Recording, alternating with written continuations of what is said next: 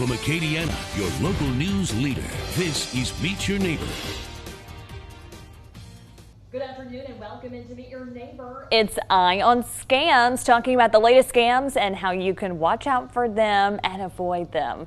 We're talking about resume scams. They're on the rise. Joining us now to tell us all about it is Chris Papin with the Better Business Bureau of Acadiana. Chris, thanks for joining us. Sure, thank you for having me. All right, so resume scams, people looking for jobs, they're putting their resumes out there. Of course, we know scammers are targeting job seekers, but there's also like a little twist when it comes to formatting and applicant tracking system, if you will, and we'll explain what that is. But what are y'all seeing on your end? Yeah, so what we're seeing are, a lot of times you apply for a job, you submit your resume, and sometimes it wants you to reformat it. It wants you to put the resume information in through their system so that it can categorize and sort it properly.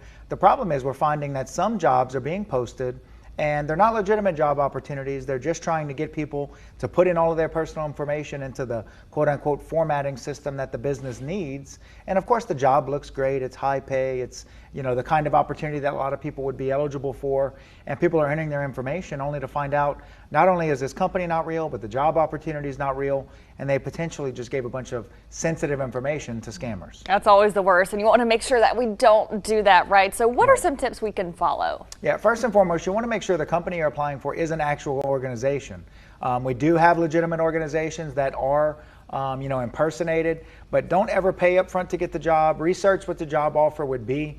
Guard your personal information. A lot of people don't really think about that, but when you're applying for a job, you're telling a potential new hire company all the information about yourself. So make sure you're not sending that to a scammer.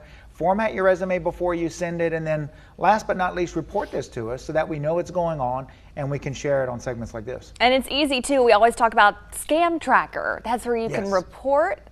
Yeah, report on Scam Tracker on bbb.org. Let us know. We'll compile it in our statistics. That way we know what to steer our resources and education towards. Yeah, absolutely. And to let you know what scams are going on so you don't fall victim. Chris, thanks for joining us. We'll have a story on this on our later newscast. We'll see you next Wednesday for Eye on Scams.